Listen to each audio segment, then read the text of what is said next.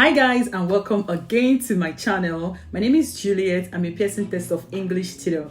On the YouTube space here, what I do is to teach you Pearson Test of English and how you can ace that exam and get your desired score for whatever purpose you want to use it for. In today's video, I want to be talking about the Summarise Written Test and the Summarise Spoken Test. Now, these two tasks are under different modules. Sometimes people tend to mix them up. People tend not to understand how to go about them. And in today's video, I'll be clarifying these two tasks. I'll be making some clarifications about them, and then we're going to see their differences and we're going to see their similarities. If you're new to my channel, please give this video a thumbs up and remember to subscribe. I mean, it's free, okay? It's free. Support your girl. We are heading to more subscribers, so that and give a thumbs up so this video can get to more persons. Let's get started already. I will always have my points written down here in my jotter so I don't miss out on what I want to share with you. All right, so the first thing we're going to be talking about is the Summarise Written Test. Now, the PTE, there are 4 modules in the PTE: the speaking, the writing, the reading, and the listening. Again, the PTE has integrated task. That means that one task in speaking can help you pass another task in reading session or in listening session. So the PTE has integrated task. Yeah, okay, so for this Summarise Written Test, first of all, Summarise Written Test is a task in the PTE writing. It's the first task you see in the PTE writing. Yeah, it will be sharing this mark between the writing session and the reading session. And what baffles me is that the marks this task has is not so much, yet because it's PTE and because of the integrated scoring I've explained several times on this channel, it will be sharing that score between writing and the reading module. Now, how are you scored? You're scored 2 marks for content, 1 mark for form or length, any one. That means that you have to stick to the number of words. You're expected to write between 5 to 75 words. So once you begin to type, there's this place that shows you the exact number of words you have used up. Now, this is what this task looks like. Yeah, so you can see very clearly there that there's word count. You're supposed to summarize this test you're seeing here right in this space given here. That way you're scored and then you get a good score. Now, I've talked about 2 marks for content, 1 mark for form. The next point you're supposed to be getting is 2 marks for vocabulary and 2 marks for grammar. So 2 marks for content, 1 mark for form, that's 3 marks. Then you have 2 marks for vocabulary, that's 5 marks, and another 2 marks for grammar, that is 7 marks. So you see the small mark for one of these tasks, yet it shares this mark with the PTE writing and the PTE reading. All right, so you're either giving 1 or 2 of these tasks on your test day. Now, I've done a video on this before. I'm just going to reiterate again on this task that this task is different from the Summarise Spoken Test. The Summarise Spoken Test is the first task in the PTE listening module or PTE listening session. It's totally different from this one. This one has 10 marks. For this one, you would listen to an audio because it's in the listening module. While for the Summarise Written Test, you would see a test and you'll be asked to read it and summarize it. It could be made up of 1 paragraph, 2 paragraphs, down to up to 5 or 6 paragraphs. It could be made up of 1 paragraph down to like 5 or 6 paragraphs. So you're supposed to read through it and you're supposed to summarize these paragraphs in a few words that you would understand. While for the Summarise Spoken Test, it's the first task in the PTE listening session or PTE listening module. You listen to an audio and you take down relevant points, either phrases or just some keywords, and then you're supposed to type in the box given, supposed to type the words in a sentence. Summarise Spoken Test. So there are sentences. They want to see if you can construct sentences in the right way and all that. Now, for the Summarise Spoken Test, you have 10 marks for this task. You either have 1 or 2 of this task on your test day. And one thing about the Summarise Spoken Test is that it will be sharing its scores again with the PTE writing and the PTE listening. You score 10 marks for this task, and the 10 marks will include 2 marks for content, 2 marks for form or length, 2 marks for spelling. Yes, spelling, because remember, you'll be listening to an audio and you're supposed to take down important points on your jotter.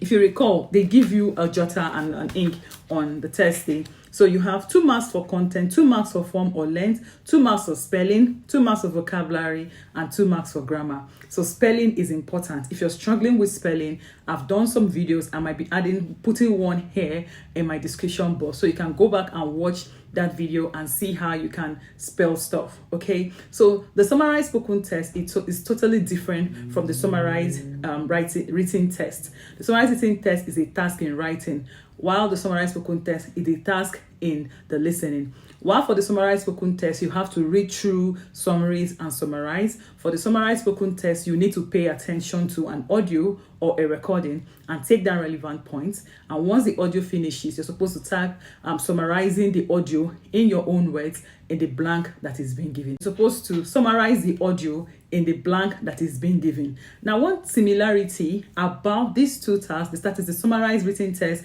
and the Summarize Spoken Test, is that in both of them, you would need to write. And both of them will be adding scores to the writing module. Now, for the writing module of the PTE, the Summarize Spoken Test and Write Essays cannot give you all the scores that you need. So writing would have to borrow scores from the PTE reading module and the PTE listening module to make up for its scores. So these tasks, Summarize Written Test and Summarize Spoken Test, will all be impacting or will all be adding scores to your writing score.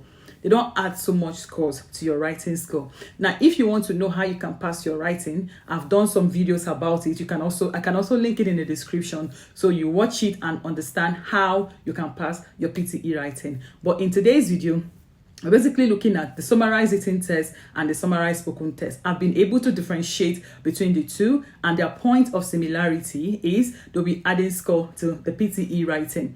Yeah, but for both of them, you would also need to write. Remember, for the PTE, is a computer-based exam, so you're not going to be writing like on a book, like the IELTS, like an IELTS General that is not computer-based. You're going to be typing using your keyboard and filling the word on your computer screen or on your monitor. Now, these are their points of similarities. We're just going to go ahead now and take one example each or two examples if I'm if I'm ginger to do that, and you're going to see their differences. Now, for the Summarize Spoken Test, do not try to kill yourself using ambiguous words. When I mean ambiguous words, don't try to use very big words. Just use simple words. The most important thing is that you construct your words in good ways. Now, I also want to say something about the Summarize Written Test. For the Summarize Written Test, you can use either the comma rule or you can use the semicolon rule. You can use either the comma rule or you can use the semicolon rule for the Summarize Written Test. I had done a video, but I'm still going to reiterate it here. Now, for the comma rule, once you're given the paragraph of the Summarize Written Test, either one paragraph, 2 to 5 paragraphs and all that, you don't need to read through the entire paragraph because you do not have a lot of time. Remember, you're given just 10 minutes to read, to summarize, and then go to the next task. All you need to do is look for those sentences that make sense, and you link them up with a conjunction, which is a linking word, using comma. Now, when you use comma, there's what we call fanboy, which is what I'm going to also do here again. And I'm going to show you how you can link up two sentences using comma and then using one of those fanboys or conjunctions that can help you link those sentences together. Then, while for the Summarize Spoken Test, you should be able to use a mixture of simple, complex, compound sentences. It shouldn't just be simple sentences. Remember, you're no longer in high school. They expect that you should have a level of command of English. So you're going to be using a mixture of complex compound sentences, not just simple, not just something like the audio said fish farming was the topic, then a full stop. Fish farming, they also said that fish farming is important, full stop. Fish farming is beautiful because it helps you to cultivate more fish. No, you have to use a command. You have to demonstrate that you have a good command of writing sentences.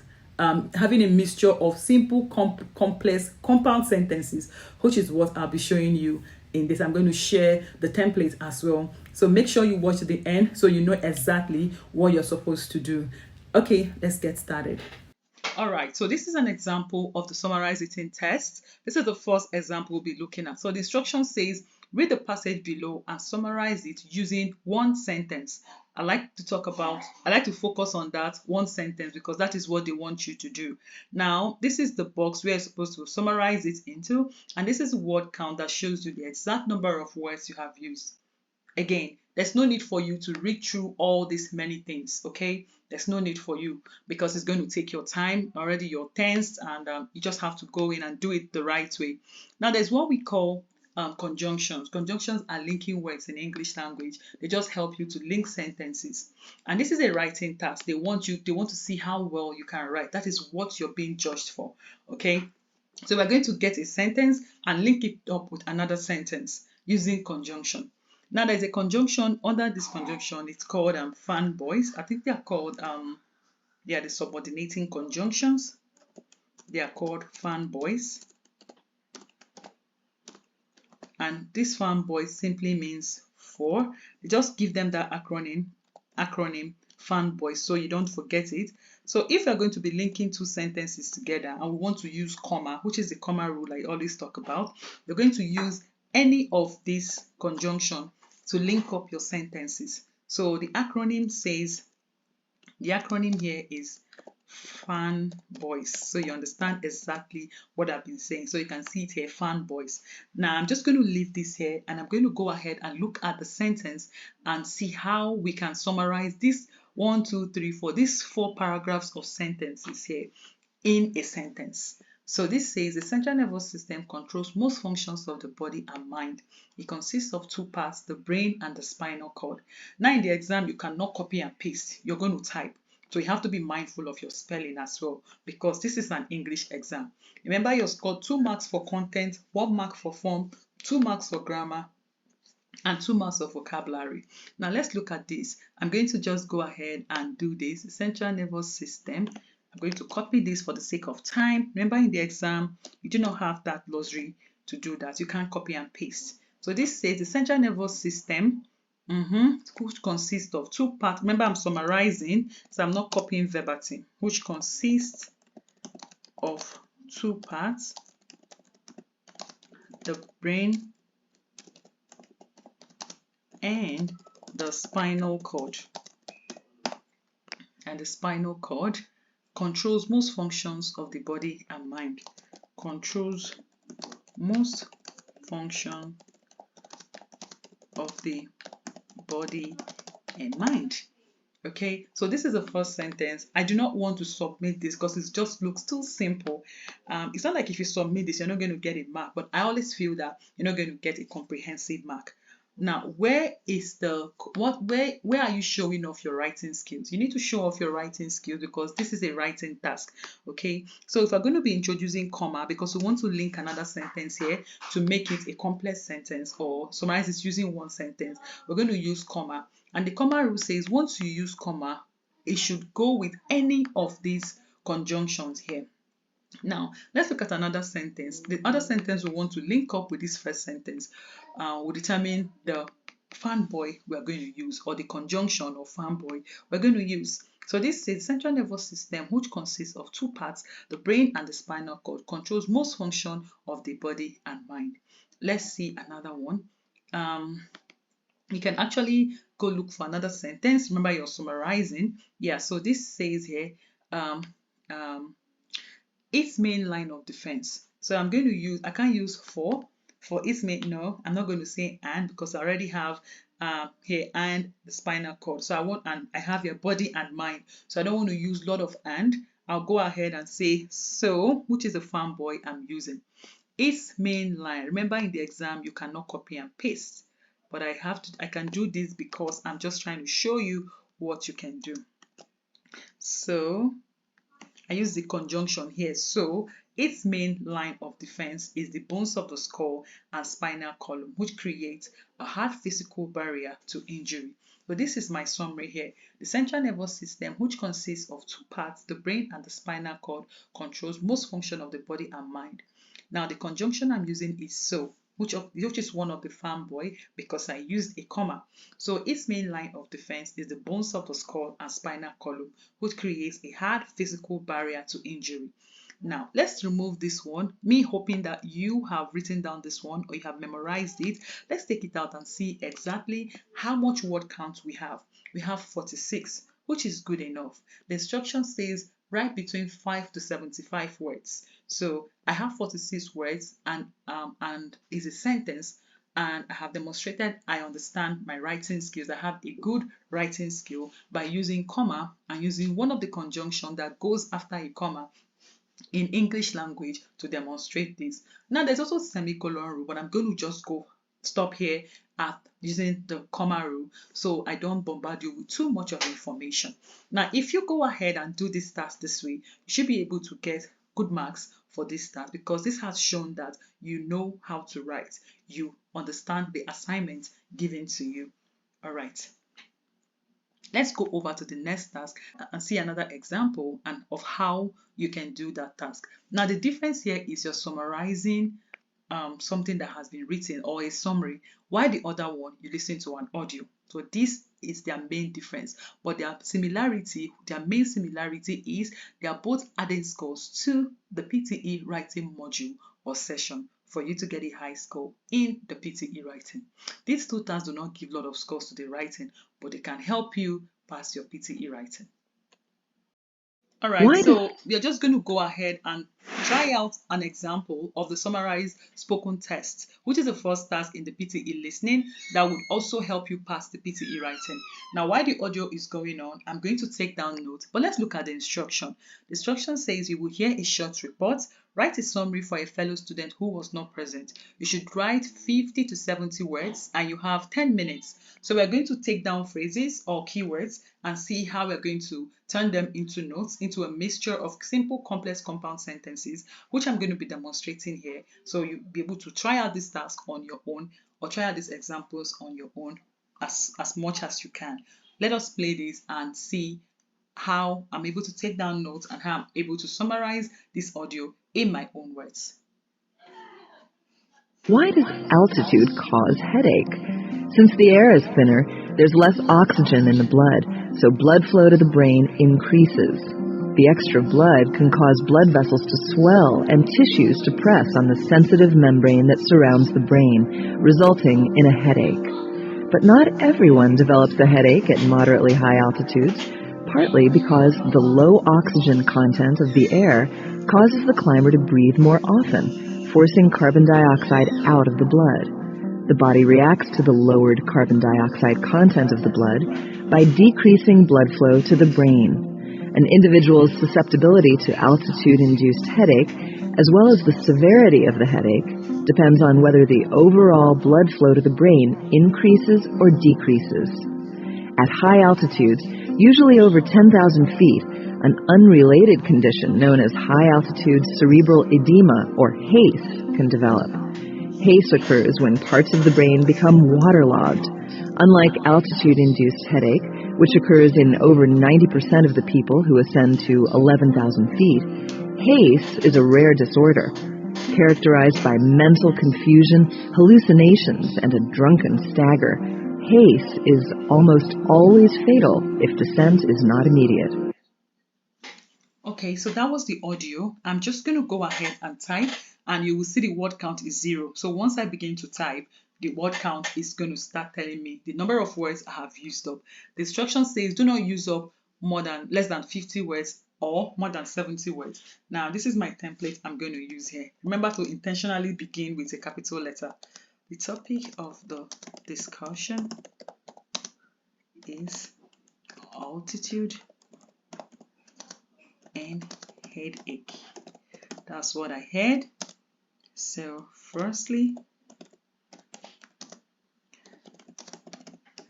the speaker mentioned that's when. So these were the things I got from the audio. I was able to write this when there is less oxygen in the blood flow to the brain increases. Furthermore, you can see the kind of words I'm using. They call them adverbs. Yeah. Furthermore, let's see. She discussed that not everyone develops headache at moderately high altitude. Please ignore the noise at the background, please. Yeah, I just need to make sure that you get high altitude, full stop. In addition, she emphasized, so this is the template I'm using, which you can also use. She emphasized that the severity of the headache depends on the overall blood flow to the brain. Let's see, how many word counts have I used? 59. So I've surpassed 50, which is the least word I can use, but I still got some things to write, as long as I have not exceeded 70. So I'm still on point. She concluded that high altitude causes cerebral edema. Yeah. All right, so this is what I have here. I'm just going to read through. The topic of the discussion is altitude and headache. Firstly, the speaker mentioned that there is less oxygen in the blood. When there's less oxygen in the blood flow to the brain increases. Furthermore, she discussed that not everyone develops headache at moderately high altitude, full stop. In addition, she emphasized that the severity of the headache depends on the overall blood flow to the brain. She concluded that high altitude causes cerebral edema. Now, these were points I was able to get from the audio. I jotted them down in my jotter while she was going on. Now, this is just a simple template that can help you. You can see here, I didn't just use simple sentences. There's a mixture of simple sentences, complex and compound sentences. You can see me using things like firstly, the speaker mentioned, furthermore, she discussed. You can see this here. In addition, she emphasized, she concluded, and then that would be like 2 marks for me in my grammar. You can also see my word count at 67. That's another 2 marks for me in my word count or length or form or length. Then the content here is also 2 marks because I'm able to get the content I used here from the audio. And my spelling, there's no word here I see that I have made mistake in the spelling. So you have 10 minutes to do this task. Do not use up the entire 10 minutes. Use like 7 minutes, 8 minutes. So you can go back and look at what you have done. Sorry, here, altitude is, I'm going to use small letter. Yeah, because it's not a proper noun. So this is what I've done here. So this is how it's done, okay? There's nothing difficult about it. If you've been struggling on how to pass the Summarize Written test or how you can nail your Summarize Spoken test, this video has simplified it for you. Now, what I try to do in my YouTube videos is to make this task as easy as possible. I know someone will say, is it how easy it is? Yes, that's how easy it is. If you can just apply these things I've taught you here, you should be able to get out all the scores from this task so that they can reflect on other tasks, other modules or other tasks as well. So this brings me to the end of this video.